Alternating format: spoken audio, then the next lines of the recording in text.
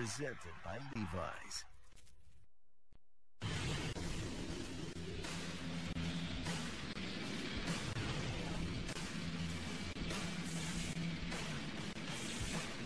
Rugby was regarded by black people in South Africa as representing the worst of apartheid. In 1995, we'd just come through an extraordinary election. Unlike many other black leaders in Africa, Mandela, as our president, had decided that whites played an important role in the country. He wanted to unite black people and white people so that we became one nation. And he chose the game of rugby to do this through.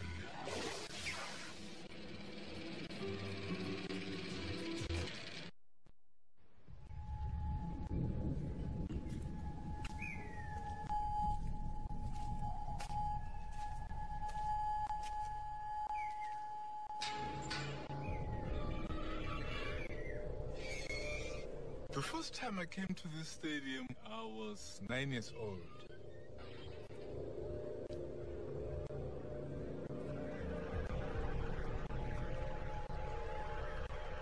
There was a rugby match between New Zealand and the local white team.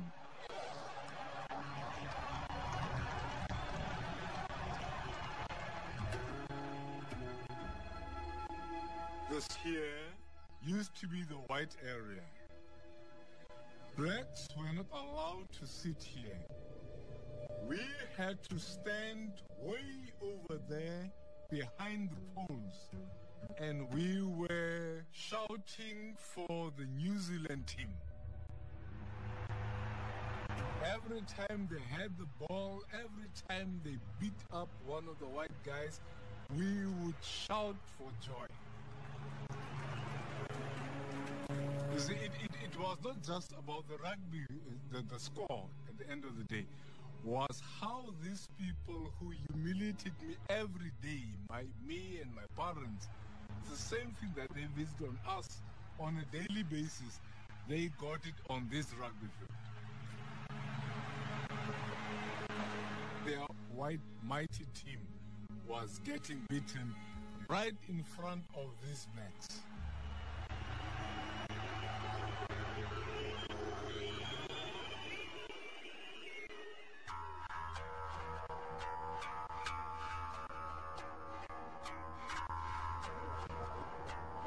In a country torn apart by racism, the game of rugby was a symbol of violent division. Rugby was the white man's game, something that we excelled at and something we enjoyed excelling at. I grew up in apartheid South Africa. I never played with black kids. Didn't really ask questions. I basically didn't think that black people really enjoyed rugby. The opportunity wasn't there for them. They weren't allowed to do certain things. The fact that we were excluded, it became a symbol of hatred to me.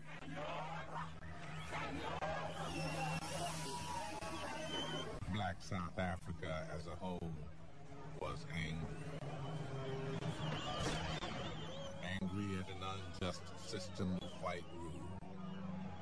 Angry that their leader, Nelson Mandela, had been in jail for 27 years because he had fought to set his people free. Mandela was going to be released. It was inevitable. And there was a lot of fear from white South Africans thinking that what is going to happen? He's going to be angry. Could actually plunge this country in the gravest racist war in the world's history.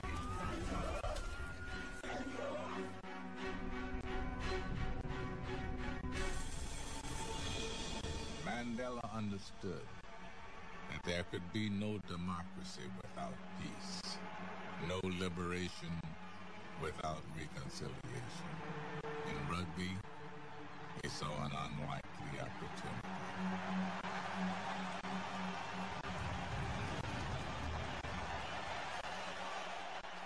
Rugby gripped a nation. The fever almost. I could see the faces in the crowd. Incredible joy, tears. I've never ever in my life seen or played in a game like it. This is our World Cup. This is our country. I couldn't sing our anthem. I bit my lip so hard because I didn't want to cry. I don't think I've ever seen so many flags. That game gave people a taste of what can be in this country. It was not something to be enjoyed. It was something to be endured.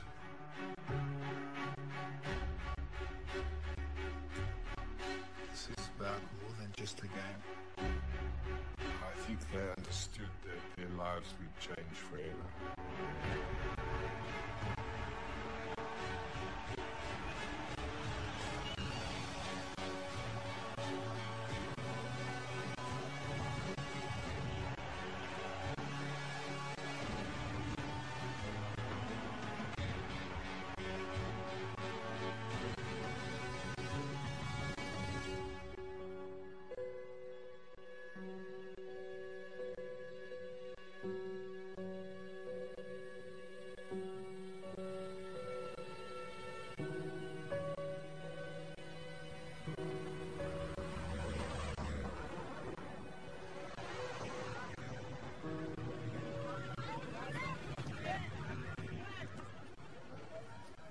Justice Becky was raised on the dusty fringes of the Kalahari Desert in the shadow of the whites-only town of Uppington.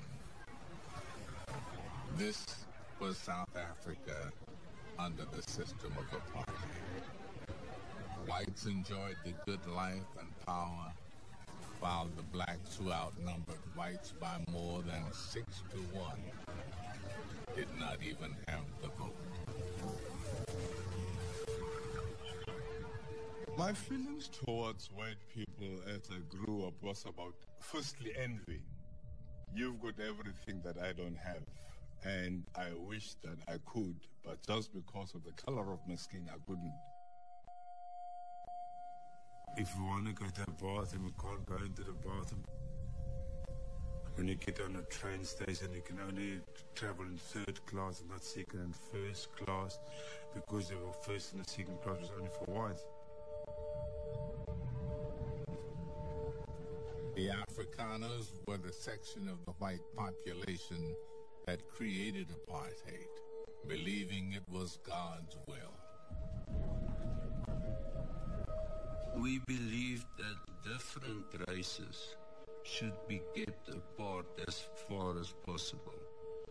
I had strong beliefs that we are separate but equal, so to speak, but not too equal, I must say.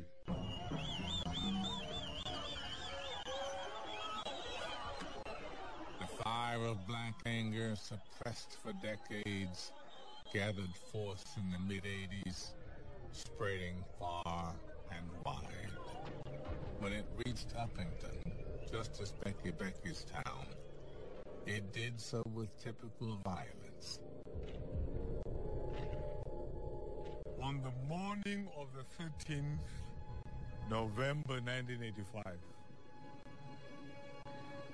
nearly the whole of the community descended on this area.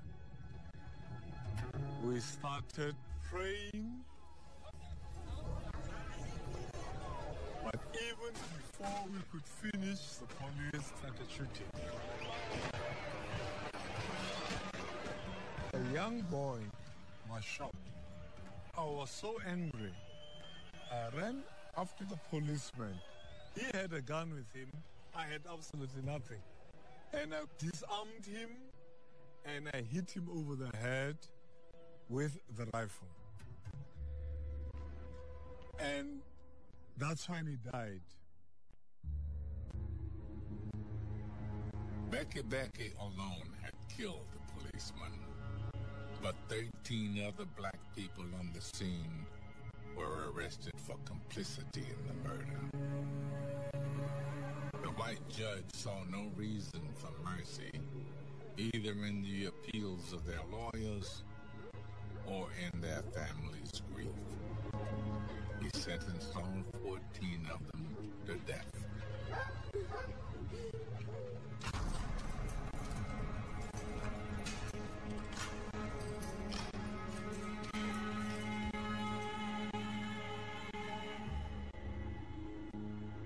Being on death row, you had no guarantee that you will make it through the next day.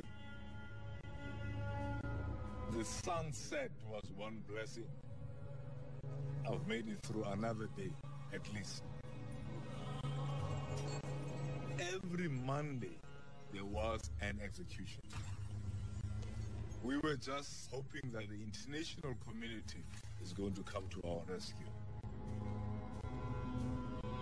An international outcry had saved Nelson Mandela from the death penalty back in 1964.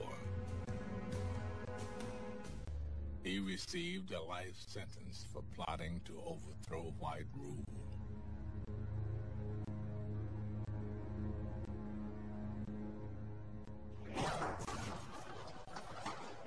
As the years passed, the clamor from the world grew for Mandela to be released and for apartheid to be abolished. Demonstrators in New Zealand, South Africa's greatest rugby rival, knew how to hit white South Africa where it hurt. Violent protests completely upstaged a Springbok rugby tour.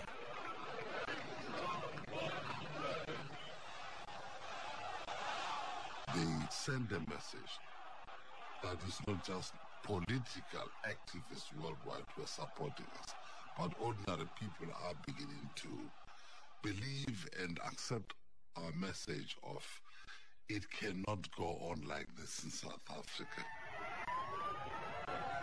Pressure mounted, eventually leading to an all-out ban on the Springboks playing in Rugby World Cup tournaments.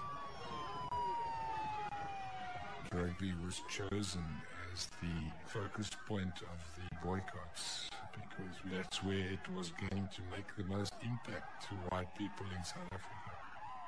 Those young people that stood up against us so many thousands of miles away that we did not like at the time.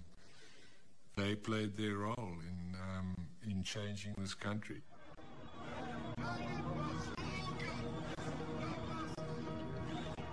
Unrelenting black protest and global disgust finally combined to break the will of the white government. As the sun rose on the morning of February 11th, 1990, black South Africans celebrated, even those who were on death row.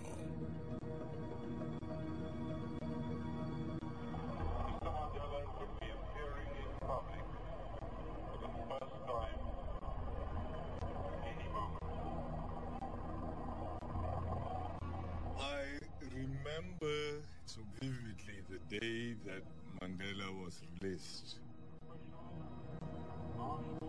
That was the time when hope sprang eternal in our lives.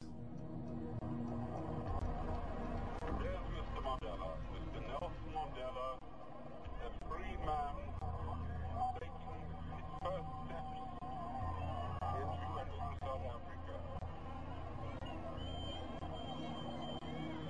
We followed on radio his every move.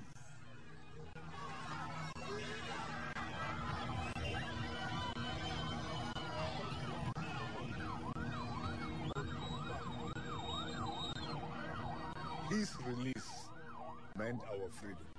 We knew it was just a matter of months, it was a matter of years that we were going to be free. For me, he was was a communist, he was a terrorist, he was a killer. And he should be taken out. He should be hanged. What's going to happen to us? Because he's been in jail for 27 years. I'll be fairly peeved off if I come out of jail being put in jail for 27 years. So there was that fear. There was a fear of not knowing what day-to-day existence would become like in South Africa. You know, whether there would be civil war, whether there would be a backlash. When I came out of prison, I had so much hatred, I wouldn't have minded coming out of death row and really going on a mass killing spree.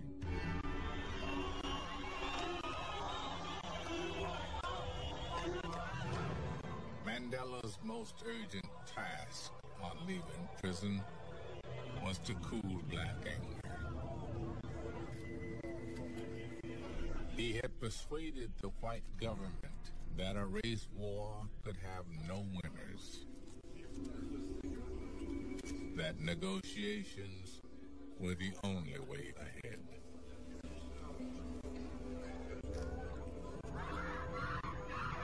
But the growing far right were having none of it. They screamed for Mandela's head.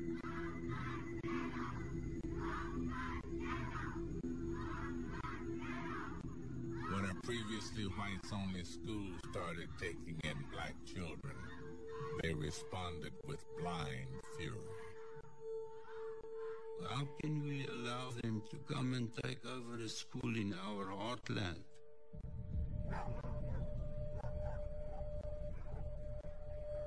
I went to the school. I said to myself, we will definitely do something about this. A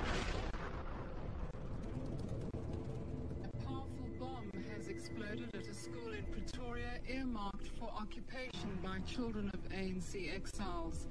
No one was injured in the blast, but I was arrested, charged with high treason, terrorism, sabotage.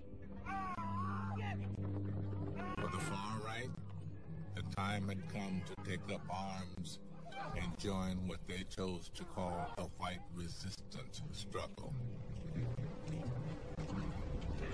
Mandela, hij wil niet vrede, hij wil oorlog. Als hij oorlog verheft, dan zal hij oorlog krijgen.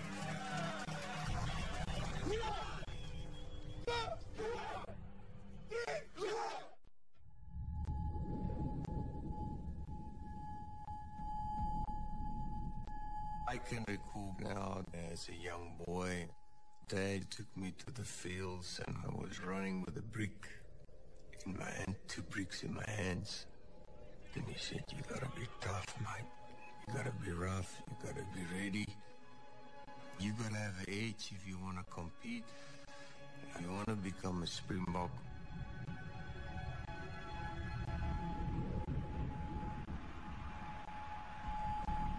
Because of circumstances and the way we were treated at the time, there was no hope for me to become a Springbok.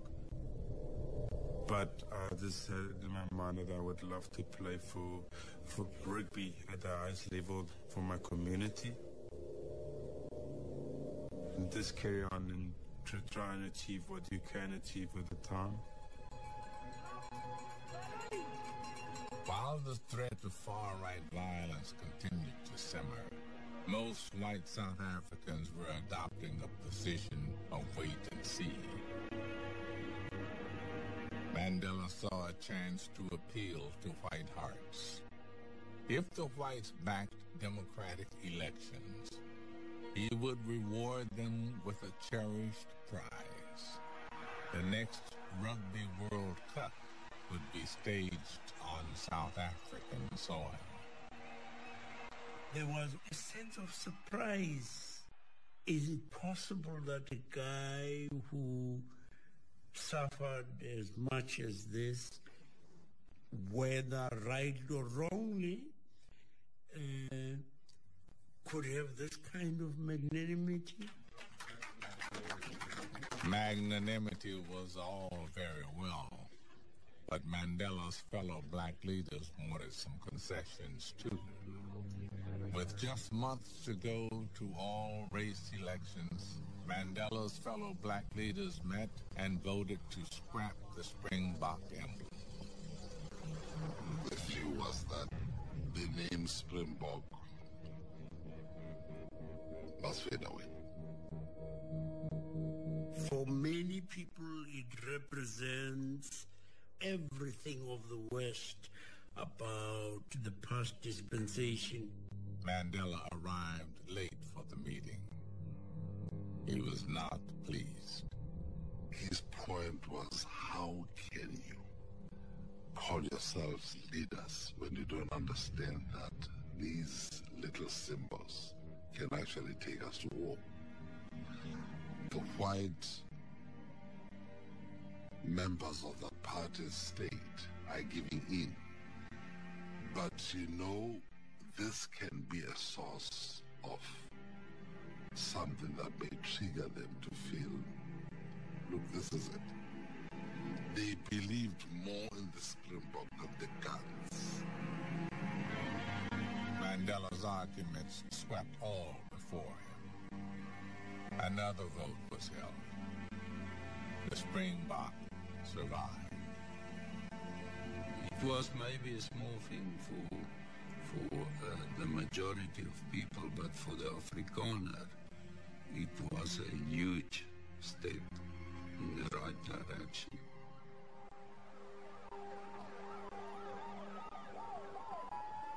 Those whites who say they will not be governed by blacks struck again today just after the polls opened. This was one more attack in the week-long bombing campaign that has killed 21 people and injured 173. The airport was packed with people. All we saw was a big cloud of smoke. But nothing would stop democracy now. For the very first time, the majority here hold the future in their own hands.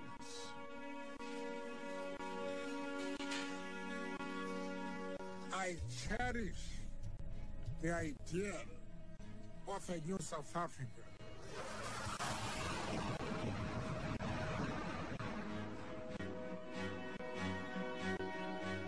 Four years after leaving prison, Nelson Mandela became South Africa's first democratically elected president.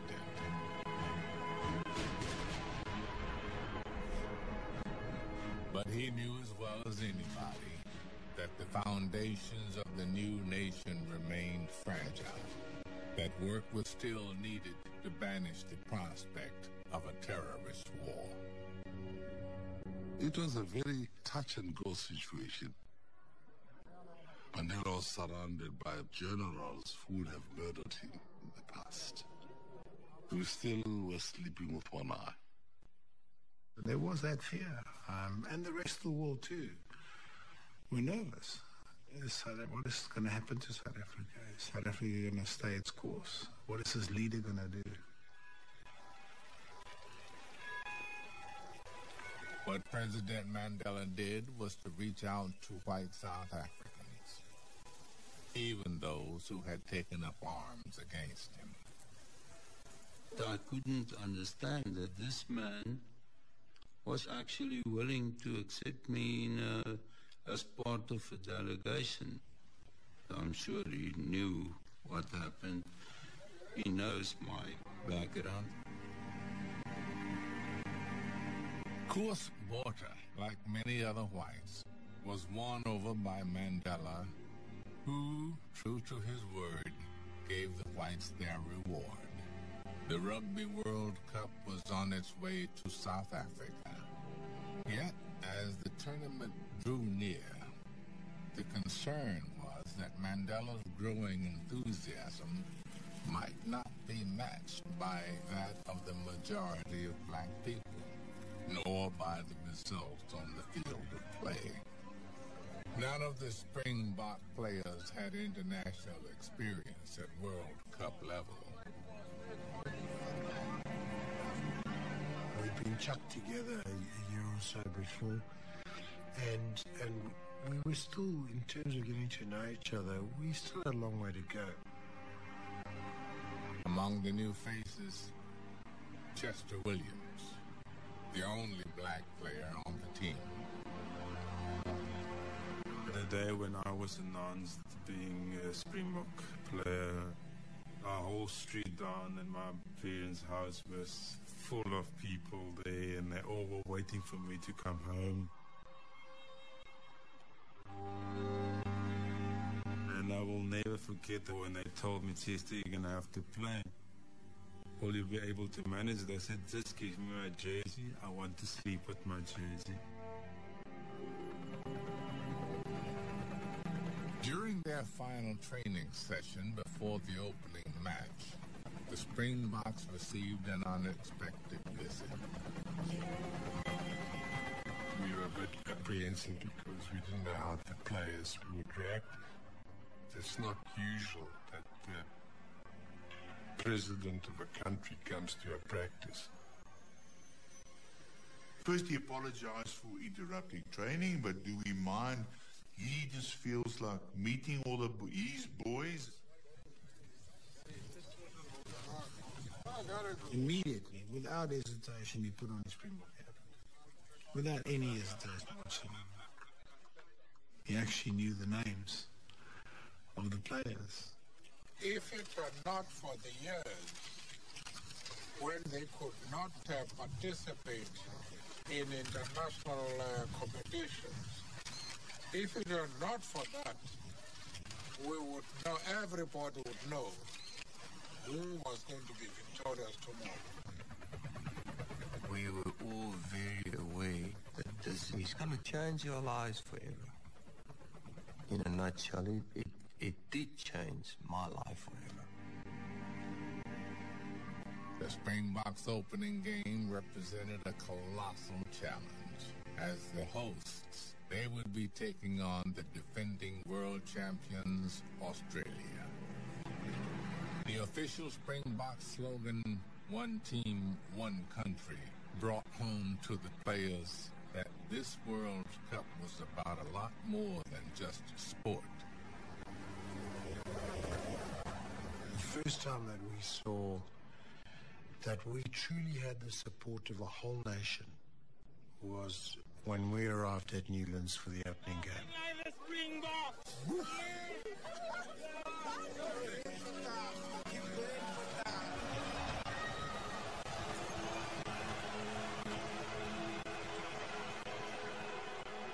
It was quite daunting. You know, you didn't really understand how big this whole thing was until we saw that. It was very tense. Playing in front of that amount of people, now suddenly just flat out supporting us.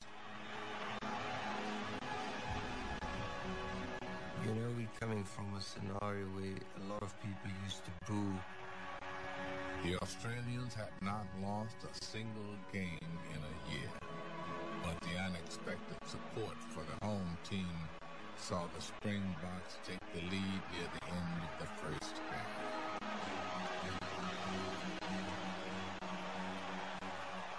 The players would have played until they dropped dead. They would have run through any brick wall. They were just there for each other. There was a bond, there was a brotherhood that was very, very, very special. We knew this is do or die stuff. You got to win this game. Joel Stransky scored 22 of his team's 28 points.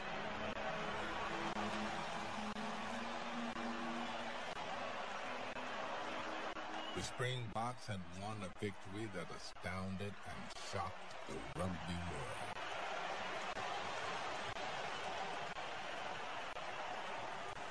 Just 10 miles from the scene of the Springbok victory, is the island where Mandela spent 20 of his 27 years in prison. During my youth, my family came to Cape Town. I remember there were telescopes, and we put in money in the telescope, and my father told me to look towards Robben Island. And I remember him telling me, that is where our real leaders are. It was to Mandela's Island prison that the Springboks sailed the day after beating Australia. It was an amazing experience. Standing in Mandela's cell, I still remember how that had an impact on the guys. It's small, it was cold. It was about understanding what happened and the history. History showed that for many years Mandela had tried to combat apartheid by peaceful resistance. When that failed, he turned to arms. But he came to realize the enemy was too strong. He was quickly arrested and locked away on Robben Island. Here he was only allowed out of his cell to engage in forced manual labor. The rugby players struggled to understand how their government had treated so generous a man with such cruelty for so long. And I remember James Small standing in the corner and there were tears running down his cheeks. To experience, just for a few moments, what a man experienced for a lifetime. And for him to be as forgiving as what he was, I think made us all connect with emotions that we were now, we were being put on a pedestal to behave in the same manner. More than mere rugby players, they were political players now. If we can win this thing and we can reach out like Madiba's reached out to us, you know, we can't change the past, but we can move on positively from here onwards.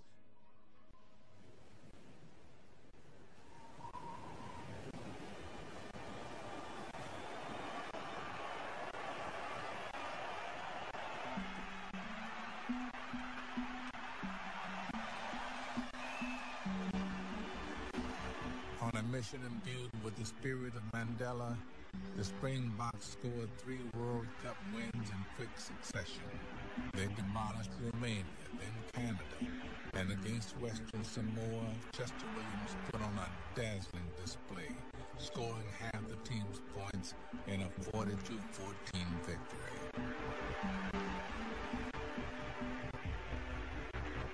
Next up, the semi-final against one of the tournament favorites, France.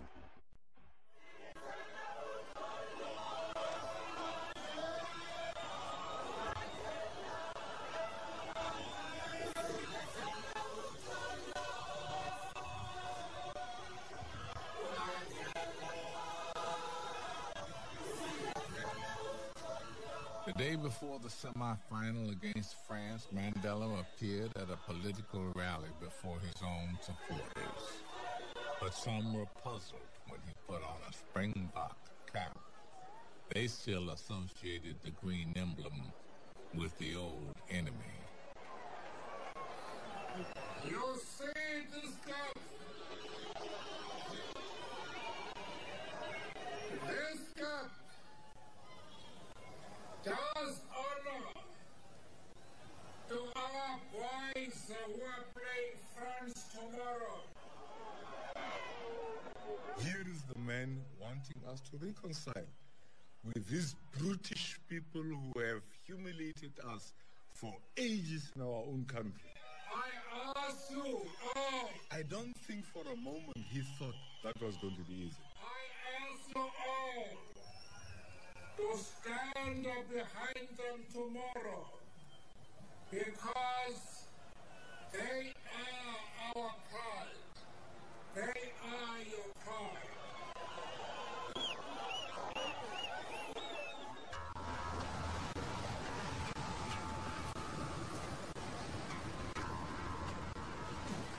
I remember getting up the morning in Durban, and there was this thick, dark cloud hanging over the ocean, and the sun never came up. And then it started to rain. It rained the whole day.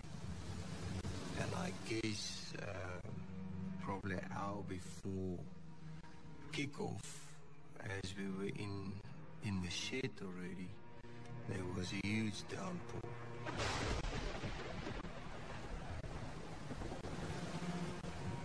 It was absolutely flooded, and you want to get on the field and you want to just play the game, and there was a delay, and we went back to the change room. The rain continues to come down and certainly bucketing at the moment. The players limbered up 3 times on the field. 3 times they had to run back to the changing room. Referee Mr. Bevan came in and he said he's going to postpone the game. And then he said something that was just, for me, I couldn't believe it when he said, and if we can't play in half an hour, you guys are out of the World Cup. In earlier matches, South African players had been ejected for rough play. Now, as the downpour increased, France would be awarded the win based on their better disciplinary record. You're stressed, you're tense, and we lay down and we try to stay calm. If we didn't play that evening, that's it. Our dream was over. But with minutes to spare before the deadline, the sky is clear. The semi-final was on. In such conditions, skill meant little. What counted was sheer guts. There was a real risk of players drowning on the field. Sounds bizarre, but it's true. Just slippery, and the ball was like a block of soap. And they kicked a high ball on James Small. They dropped it, and all of a sudden we got the sense that we are freezing. And France hold the answer just for a moment. But the Swisher, bodies boiling over. How can the referee see?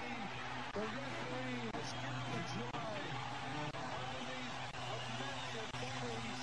The Springboks try put them ahead 10 points. But late in the second half, the French drove deep into Springbok territory.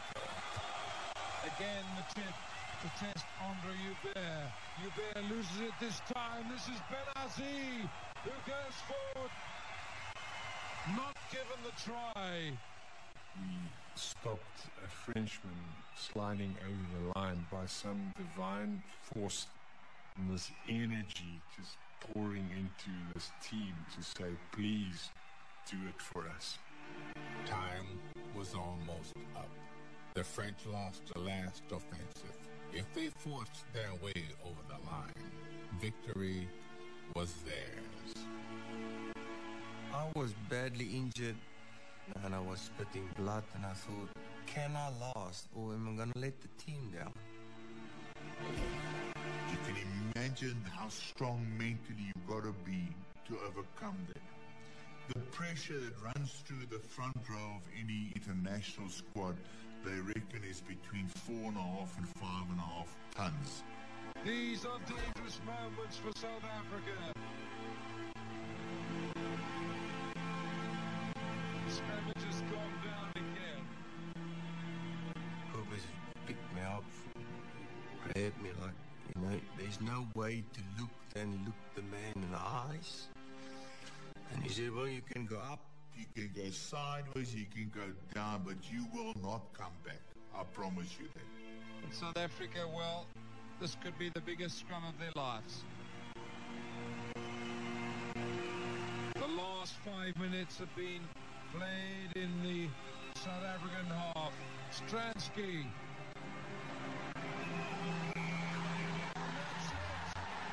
The whistle is gone, and South Africa have beaten France in this World Cup semi-final by 19 points to 15.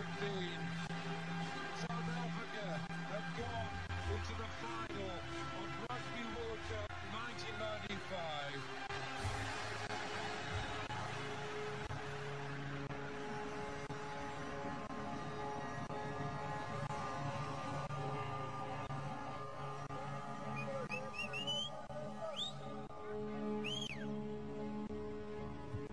The Springboks' final battle was against a team considered by every rugby expert to be the best in the world.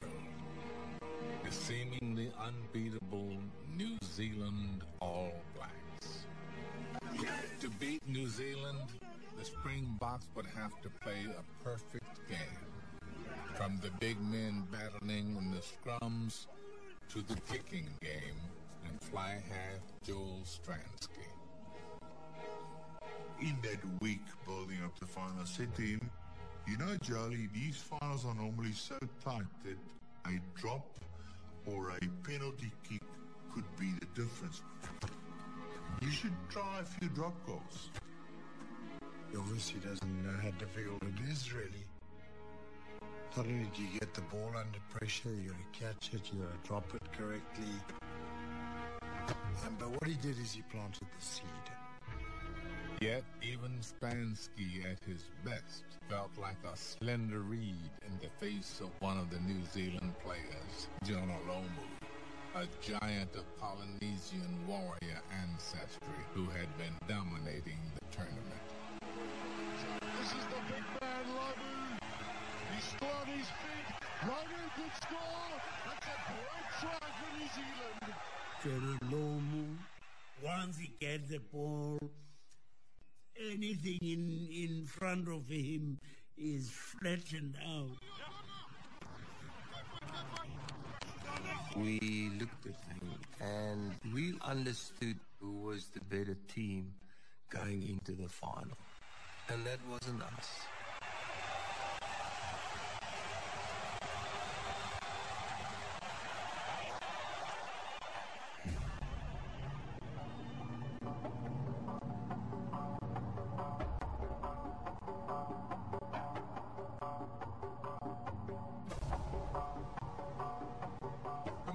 The final dawned bright. South Africans awoke full of hope. Yet not one rugby expert gave the Springboks a serious chance of beating the all-conquering New Zealanders and lifting the World Cup trophy. Across the country, people who had never seen a rugby match before were rushing to watch the big game on TV.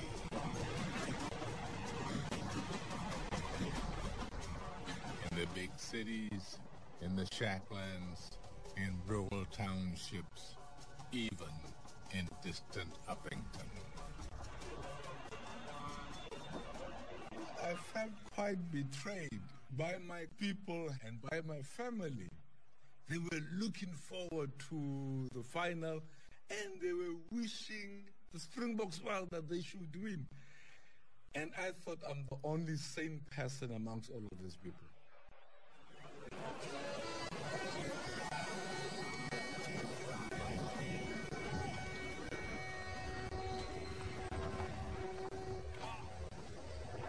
As the Springboks arrived at the stadium, taut and unsmiling, Mandela and his bodyguards set off from his Johannesburg home. As soon as people saw the vehicle, they knew that this was the president's convoy. The amazing thing is, we had a lot of white people driving past us, hooting and punching fists into the air, and normally you'd have the fists out of anger.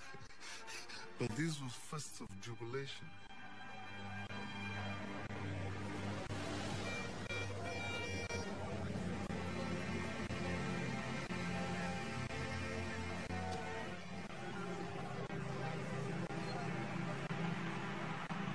were nerves among the fans in the stadium, almost all of whom were white.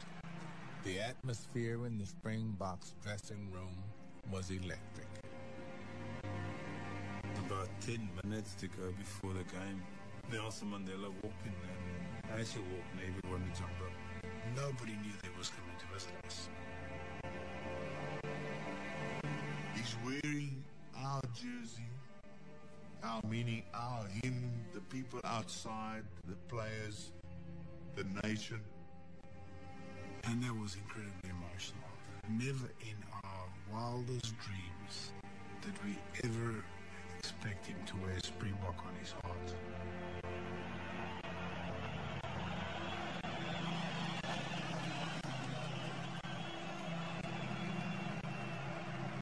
I walked down this long, dark tunnel into this bright, sunlit afternoon. And what I'm greeted with is this chanting. And I'm trying to understand what the chant is. And I suddenly realize what it is. These people were chanting their president's name. Nelson. Nelson. I heard my own people. I couldn't actually believe it. The Afrikaner people chanting Nelson, Nelson, Nelson. We kept him on Robben Island for years. And here this man came out wearing the jersey of the enemy. Here is Mandela. Somebody who should have been executed. But there he stands. In his blackness, behind this white spot, with these big boys.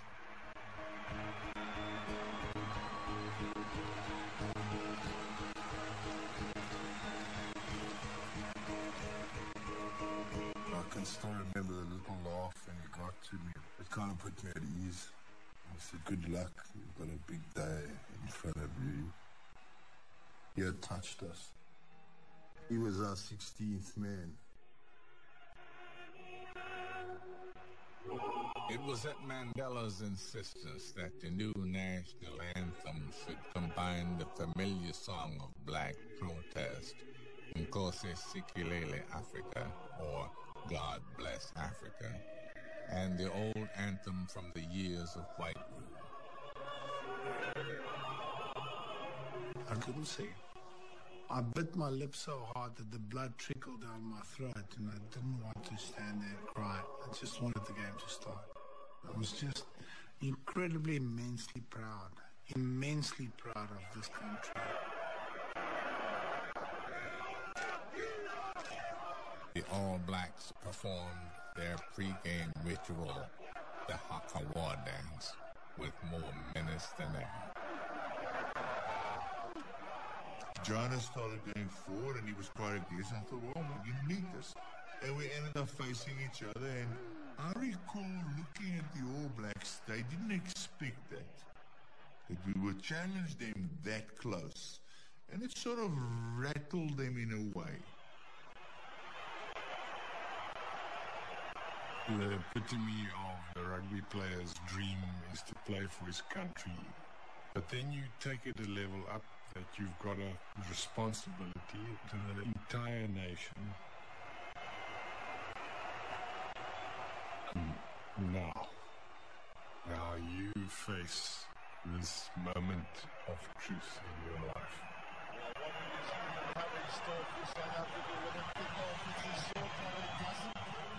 New Zealand kicked off, and soon Lomo, who had scored 20 points alone in the semi-final against England, set off on an intimidating run.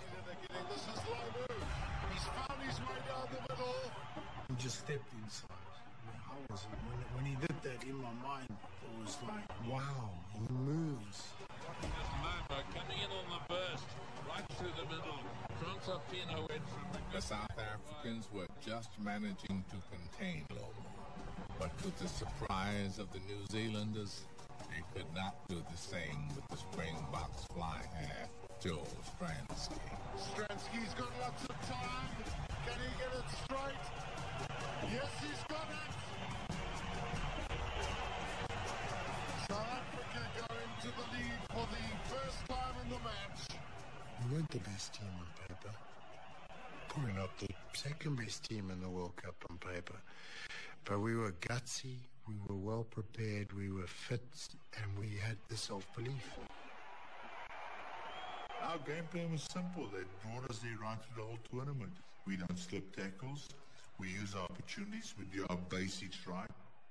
Whatever brought us to the final, we'll stick to the game plan. Having got that first penalty behind you is so important. He struck it well. New Zealand leads South Africa. Stransky going directly to Stransky again. 21 minutes left. Both teams locked 6 points each. We always knew it was going to be so tight. We had a penalty and then a drop goal and then a penalty and then it was half time. South Africa began the second half with a 9-6 lead. A victory that has seemed so unlikely suddenly seemed possible. The Springboks' courage and defense was stifling the New Zealand threat. This is Osborne. Now jumping over. A big man has got strength. Good tackle from Rugby Mulder. When Rugby Mulder hit him out of the field of play, I think that's the actual moment, because everybody feared that moment of Jonah being on the outside, and it had happened, and we got away with it. On the outside of James Small, and Small gets this is great. Very close, very tough, uncompromising, very few try-scoring opportunities. South Africa finds space on the far side. Can they stretch it wide enough now? The only thing we could think of was we need to make sure that we win this game. This is our World Cup, this is our country. All the South African backs have grouped themselves on the near side to bear. This is James Small. For the first time in South African history, the country, black and white, was united in one cause.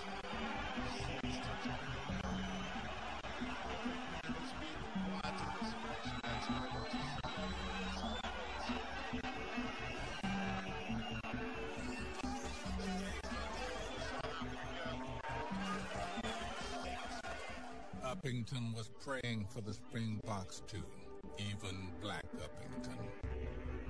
All except one, a man whose ancient grievances refused to lie down. I wasn't going to be persuaded even by the great Madiba to support the Springboks. It was just one of those things that I could not get my brain around. Why should I support them? Late in the game, as the Springbok victory seemed within reach, a drop kick by the New Zealanders equaled the score at 9-9. Heaven forbid that we have a draw at full time. But a draw it was. And for the first time in the history of the World Cup, extra time would be played. Players will be absolutely exhausted. They've played themselves to a standstill. We've never spoken about extra time. If you speak about extra time, you're almost conceding defeat. You go into planning for the extra time. Why? We're going to win. There's even tension up in the VIP box. Normally Madiba would get up and mingle with people, but he just sat there. And that's one point where I saw there's a lot of tension here. I had a slight sense of desperation. They had now had enough. The emotion had been too much for them, and now ask for something more was probably going to be a bridge too far.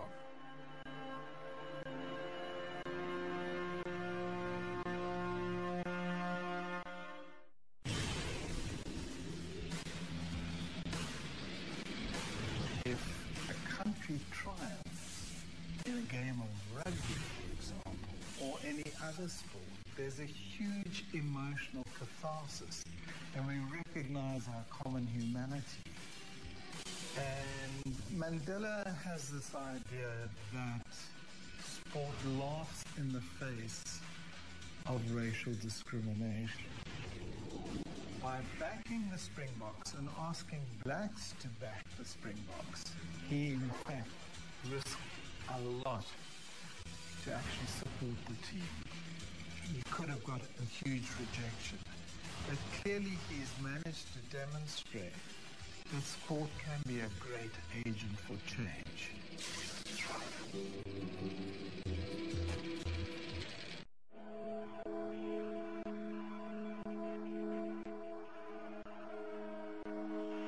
Well, it'll be a test of great character in these last 20 minutes of this match.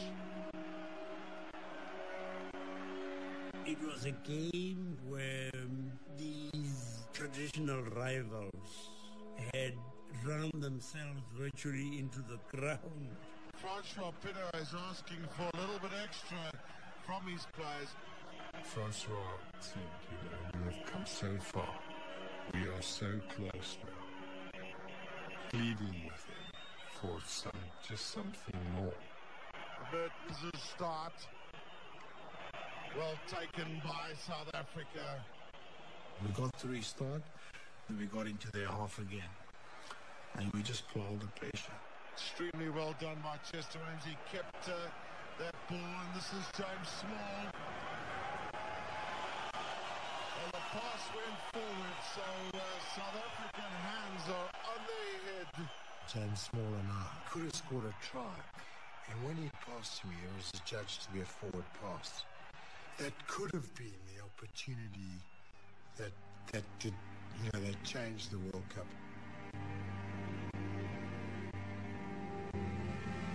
At the end of the first half of extra time, the score was again tied at 12 points.